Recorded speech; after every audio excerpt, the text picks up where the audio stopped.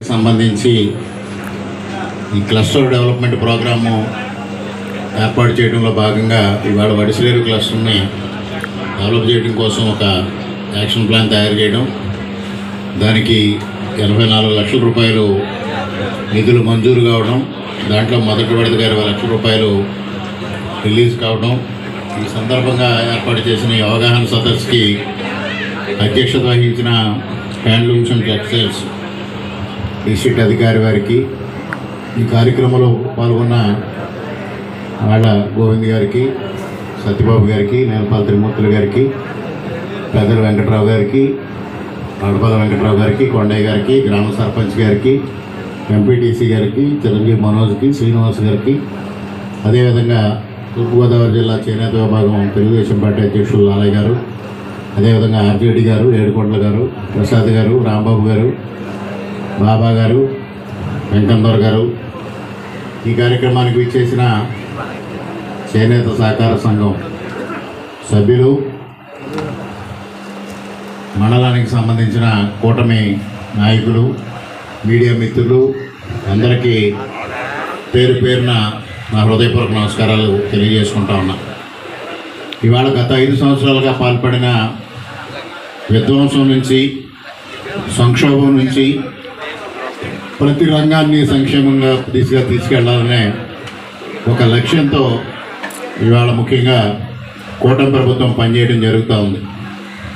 ముఖ్యంగా నారా చంద్రబాబు నాయుడు గారి నాయకత్వంలో, పవన్ కళ్యాణ్ గారి మార్గదర్శకత్వంలో ఇవాళ రాష్ట్రంలో ఏర్పడిన ఎన్డీఏ కూటమి ఇవాళ ప్రభుత్వం ఏ విధంగా పనిచేయాలి, ప్రభుత్వం అన్ని రంగాల్ని అభివృద్ధిని, సంక్షేమాన్ని మేళవించి ముందుకు తీసుకెళ్ళాలి, తద్వారా సుపరిపాలన అందించాలి అనే ఒక లక్ష్యంతో పనిచేయడం జరుగుతూ ఉంది. ముఖ్యంగా చేనేత కార్మికులకు సంబంధించి అనేక సమస్యలు ఉండడం జరిగింది. ముఖ్యంగా మన ప్రాంతం అంటే పెదపూడి మండలం కానీ, అనపర్తి మండలం కానీ, అదేవిధంగా రంగంపేట మండలం కానీ ఈ చేనేత సహకార సంఘాలకి పెట్టింది పేరు. ఇప్పుడే ఏడీ గారు మాట్లాడుతూ చెప్పారు, జిల్లాలో 9 సొసైటీస్ ఉంటే అందులో 5 అనపర్తి నియోజకవర్గంలో ఉన్నాయనేది. ఇక్కడ ముఖ్యంగా పులగుర్త అన్ని విధాలుగా అభివృద్ధి చెందడం, అలాగే వడిసిలేరు కూడా అభివృద్ధి చెందడం, పెదపూడి సొసైటీ కూడా అదేవిధంగా ఉండడం, సొసైటీస్ని ప్రభుత్వం ఎంత ఆదుకుంటున్నప్పటికీ కూడా ఈ సంఘంలో ఉన్న సభ్యులు అనేక ఇబ్బందులు ఎదుర్కొంటూ ఉండడం జరుగుతూ ఉంది. ముఖ్యంగా చేనేత రంగాన్ని ఆదుకోవాలనే ఉద్దేశంతోనే ఆనాడు 1983లో మందమూరి తారక రామారావు గారు చీరా దోవతి పథకం ద్వారా ఎవరైతే వస్త్రానికి లోటుతో ఉన్నారో వాళ్ళందరికీ వస్త్రాలు ఇవ్వడమే కాకుండా మరోపక్క చేనేత రంగాన్ని ఆదుకున్న పరిస్థితి మనం చూసాం. కానీ మారుతున్న జీవన శైలి అవనివ్వండి, మారుతున్న సామాజిక పరిస్థితులు అవనివ్వండి, ఆధునికత వస్తున్న నేపథ్యంలో కొంతమేరకు ఈ చేనేత ఏదైతే ఈ మాన్యువల్గా చేస్తున్నది అనేక ఒడిదుడులు ఎదుర్కొంటున్న పరిస్థితిని చూస్తూ ఉన్నాం.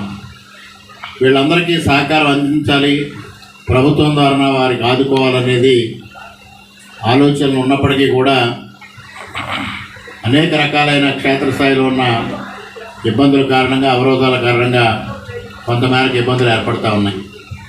ముఖ్యంగా గతంలో 2014-19 మధ్యకాలంలో కూడా చేనేత రంగాన్ని ఆదుకోవాలనే ఒక బృహత్తరమైన పథకాన్ని ఆనాడు చంద్రబాబు నాయుడు గారు రూపొందించడం, ముఖ్యంగా పులగుర్త లాంటి చోట్ల అమలు చేయడం కూడా జరిగింది. మరలా ఈరోజు కూటమి ప్రభుత్వం వచ్చిన తర్వాత మరలా దిశగా అడుగులు పడతా ఉన్నాయి. ముఖ్యంగా గత 5 సంవత్సరాలుగా అనేక ఇబ్బందులు ఈ చేనేత రంగం ఎదుర్కొన్న సంగతి మనందరికీ తెలుసు. ముఖ్యంగా అనేక వెల్ఫేర్ స్కీమ్స్ ప్రకటించారు, కానీ ఇప్పుడే లాలయ్య గారు చెప్పినప్పుడు అది కొంతమందికి మాత్రమే నిబంధనలు పెట్టి కొంతమందికి మాత్రమే ఆ లబ్ధి చేకూరే విధంగా చర్యలు తీసుకోవడం, దానివల్ల అనేక మంది చేనేత రంగానికి సంబంధించిన కార్మికులు ఎవరైతే ఉన్నారో వాళ్ళందరూ ఇబ్బంది పడడం కూడా జరిగింది. ఇవాళ ఆ దశ నుంచి ముఖ్యంగా నారా లోకేష్ గారు ఇవాళ మంగళగిరికి ప్రాతినిధ్యం వహిస్తూ ఉన్నారు. మంగళగిరిలో చేనేత రంగం అత్యంత ప్రాముఖ్యత సంతరించుకున్న సంగతి మీ అందరికీ తెలుసు.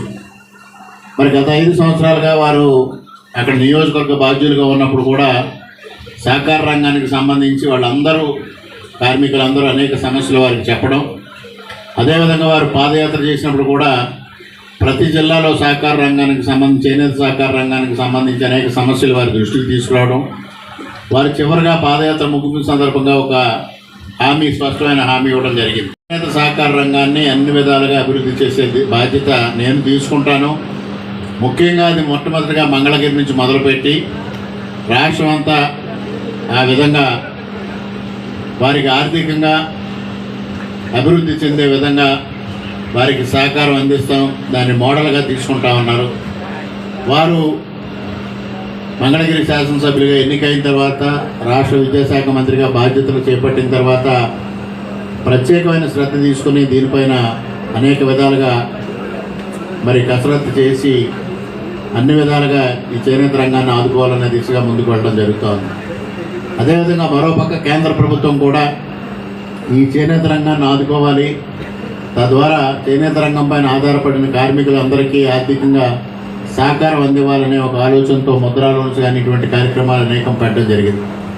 ముఖ్యంగా లాలయ్య గారు కొన్ని సమస్యల్ని నా దృష్టికి తీసుకురావడం జరిగింది. మొన్న కూడా P4 కార్యక్రమం విజన్ 2047 డాక్యుమెంట్ తయారు చేసే ప్రక్రియలో కూడా వారు అనేక సమస్యలను చెప్పడం జరిగింది.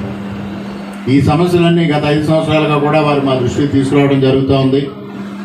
తప్పనిసరిగా ఇవన్నీ కేంద్ర రాష్ట్ర ప్రభుత్వాల దృష్టికి తీసుకెళ్ళడం కూడా జరుగుతుందనేది కూడా ఈ సందర్భంగా మీ అందరికీ సవినయంగా విజ్ఞప్తి చేసుకుంటాం. ఇవాళ రాష్ట్ర ప్రభుత్వం ఒక కృతనిశ్చయంతో ఉంది, చేనేత రంగాన్ని ఆదుకోవాలి, తద్వారా దీనిపైన ఆధారపడిన కార్మికుల్ని తప్పనిసరిగా సహకారం అందించాలనే దిశగా ప్రయత్నం చేస్తూ ఉంది.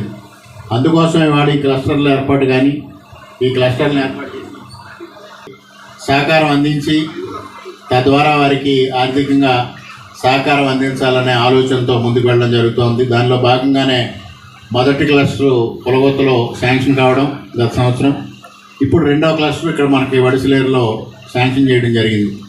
దీనిలో 84 లక్షలు శాంక్షన్ అయ్యింది. మొదటి విడతగా 20 లక్షలు మంజూరు చేయడం జరుగుతోంది. దీంట్లో ప్రధానంగా ఇందాక ఏడీ గారు చెప్పారు, లూమ్ యాక్సెసరీస్ 9 యూనిట్సు, అదేవిధంగా మోటరైజ్డ్ లిఫ్టింగ్ డివైస్. అంటే గతానికి వాళ్ళకి చాలా వ్యత్యాసం ఉంది. ఆ రోజు పూర్తిగా కాళ్ళపైన ఆధారపడి వాళ్ళు శ్రమ చేసి చేసేవారు. అటువంటి పరిస్థితి వాళ్ళ పొరబడుతున్న నేపథ్యంలో మోటరైజ్డ్ కార్యక్రమం తీసుకొచ్చి డివైజెస్ పెట్టి తద్వారా వాళ్ళకి కొంత వెసులుబాటు ఇవ్వాలనే ఉద్దేశంతో అదొక 14 యూనిట్లు.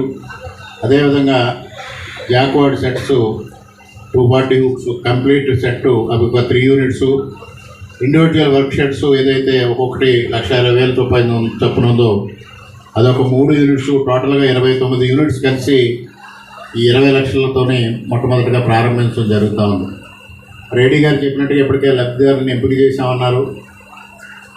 ఇప్పుడు ఈ కార్యక్రమం అవగాహన సదస్సు పూర్తయిన తర్వాత అవన్నీ ప్రొక్యూర్ చేసుకొచ్చి దాన్ని తొందరలోనే వారి కార్మికులకి, లబ్ధిదారులకి అందిస్తామనేది కూడా వారు చెప్పడం జరిగింది. అదేవిధంగా ఇప్పుడే లాలయ్య గారు చెప్పారు పవర్ డిస్కౌంట్ గురించి. అది కూడా ఏడీ గారు ప్రస్తావించారు. నెక్స్ట్ ఫేజ్ నుంచి పవర్ సబ్సిడీ ఏదైతే ఉందో అది కార్మికులకి అందజేసే దిశగా ప్రభుత్వం చర్యలు తీసుకుంటా ఉందనేది కూడా ఈ సందర్భంగా వారు తెలియజేయడం జరిగింది. అదేవిధంగా ఇవాళ జిల్లాలో దాదాపు ముద్రా రుణాలు 300 మంది లబ్ధిదారులకి 150 లక్షలు అంటే 1,50 లక్షలు ముద్రా రుణాల ద్వారా వారికి అందజేయడం జరుగుతూ. అదేవిధంగా NHDC పథకంలో నూలు కొనుగోలు పైన 15% సబ్సిడీ అమలు చేయడం జరుగుతూ ఉంది. అదేవిధంగా క్యాష్ క్రెడిట్ 2024-25కి సంబంధించి 3,49,00,000. ముఖ్యంగా చేనేత కార్మికులకి వృత్తి నైపుణ్యం పెంచాలనే ఉద్దేశంతో పులగొత్త గ్రామంలో 30 మంది చేనేత కార్మికులకు కూడా స్కిల్ డెవలప్మెంట్ ట్రైనింగ్ ఇవ్వడం జరుగుతూ ఉంది. అదేవిధంగా అన్నిటికన్నా ప్రధానమైంది మార్కెటింగ్. ఇవాళ మార్కెటింగ్ చేసుకోవడం కోసం టాటా కానీ ఆదిత్య బిర్లా గ్రూపులతో కానీ రాష్ట్ర ప్రభుత్వం ఒక ఒప్పందం చేసుకుని వారి ద్వారా ఈ ఎక్కడైతే ప్రోడక్ట్ ఇది వచ్చిందో బయటకు వచ్చిందో ఈ ప్రోడక్ట్ని వారి ద్వారా మార్కెటింగ్ చేయడం అనేది ఒక ప్రధాన అంశంగా తీసుకోవడం జరిగింది. ముఖ్యంగా ఇవాళ మెకనైజ్డ్ సిస్టమ్ వచ్చిన తర్వాత టెక్స్టైల్కి సంబంధించి అనేక ఇండస్ట్రీస్ పెద్ద ఎత్తున ఏర్పాటు అయిన తర్వాత ఇవాళ మీరు వారం రోజులకో 10 రోజులకో 15 రోజులకో ఒక చీర లేకపోతే ఒక వస్త్రం తయారు చేసిన నేపథ్యంలో వీరికి గిట్టుబాటు కాని పరిస్థితి వచ్చింది. అందువల్ల ఇవాళ ప్రభుత్వం కూడా ఆలోచన చేసేది ఏంటంటే వృత్తి నైపుణ్యం పెంచాలి అంటే ఆధునిక సాంకేతిక పరిజ్ఞానాన్ని వారికి కూడా అందుబాటులోకి తీసుకురావాలి. తద్వారా వారిలో కూడా అతి తొందరగా వాళ్ళ ప్రోడక్ట్ బయటకు వచ్చే విధంగా చర్యలు తీసుకోవాలి. తద్వారా వీరు చేసిన వాటికి లాభసాటిగా ఉండే విధంగా చర్యలు తీసుకోవాలనే ఆలోచనతో ఇవాళ కేంద్ర రాష్ట్ర ప్రభుత్వాలు పనిచేయడం జరుగుతాం. చేసినప్పటికీ కూడా ఉన్న పరిస్థితుల్లో ఈ చేనేత రంగం సర్వైవల్ ప్రశ్నార్థకంగా మారింది. కానీ ఇప్పుడు కూటమి ప్రభుత్వం ఆంధ్రప్రదేశ్ రాష్ట్రంలో వచ్చిన తర్వాత కేంద్ర ప్రభుత్వం సహకారంతో చేనేత రంగానికి జవజీవాలు కల్పించాలి, తద్వారా కార్మికులకి చేయూతనివ్వాలనే దృఢ నిశ్చయంతో ముఖ్యంగా లోకేష్ గారు ఏదైతే మంగళగిరి బేస్గా చేసుకుని నేను ఈ చేనేత రంగాన్ని అభివృద్ధి చేస్తానని వారు చెప్పారో ఆ దిశగా ఇవాళ ప్రయత్నం చేయడం జరుగుతూ ఉంది. తప్పనిసరిగా ఇవాళ లాలయ్య గారు కానీ ఇక్కడ స్థానికంగా ఉన్న వడిసలేరు సొసైటీ సభ్యులు కానీ తీసుకొచ్చిన సమస్యలన్నింటినీ నేను కేంద్ర రాష్ట్ర ప్రభుత్వాల దృష్టికి తీసుకెళ్ళడం, అవన్నింటినీ పరిష్కారం చేయడం దిశగా కృషి చేస్తాను. ఎందువల్లంటే జిల్లాలో అతి ముఖ్యమైనది మన నియోజకవర్గం ఎక్కువ మంది చేనేత సొసైటీలు ఇక్కడే ఉన్నాయి కాబట్టి తప్పనిసరిగా ఈ రంగం పైన ప్రత్యేకమైన దృష్టి సారించి ఆ దిశగా కృషి చేస్తానని ఈరోజు మీ అందరికీ ఈ సందర్భంగా తెలియజేసుకుంటూ ఈరోజు ఈ కార్యక్రమానికి హాజరైన అందరికీ మరొక మారు పేరున హృదయపూర్వకంగా కృతజ్ఞతలు తెలియజేసుకుంటూ ఈ కార్యక్రమాన్ని ఏర్పాటు చేసిన హ్యాండ్లూమ్స్ అండ్ టెక్స్టైల్స్ డిపార్ట్మెంటు అధికారులందరికీ పేరున హృదయపూర్వకంగా కృతజ్ఞతలు తెలియజేసుకుంటూ సెలవు తీసుకుంటున్నా. థ్యాంక్ యూ అన్నా.